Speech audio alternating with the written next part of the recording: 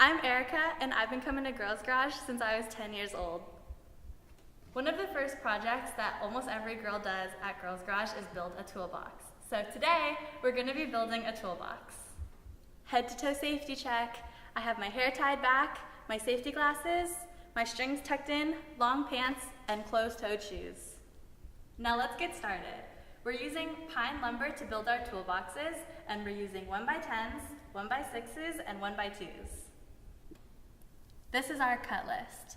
We need, out of the 1x10s, we need one 16.5-inch piece for the bottom, and we also need two 12-inch pieces for the ends. Out of the 1x6s, we need two 16.5-inch pieces for the sides, and out of the 1x2s, we need one 16.5-inch pieces for the handle. First, we need to measure out our dimensions using a measuring tape.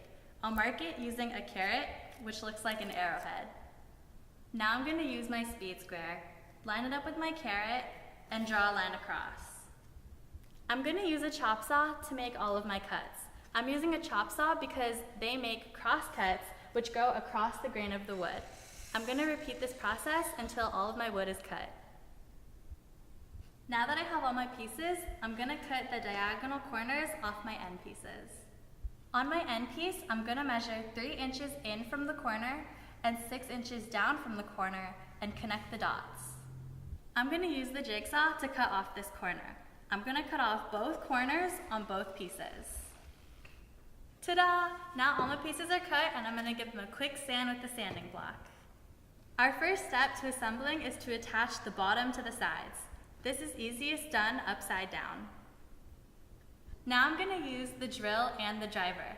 I'm going to use the drill to make a pilot hole and then the driver to put the screw in. I'm going to put 4 screws in on both sides. Now that my bottom and sides are assembled, I flipped it over so I can attach the end with my drill and driver. I'm going to put 2 screws here, 2 here, and 2 here. Now I got to put the other end on. We're almost done. Now we're going to install the handle. We're going to put 2 screws in on each side. And that's it!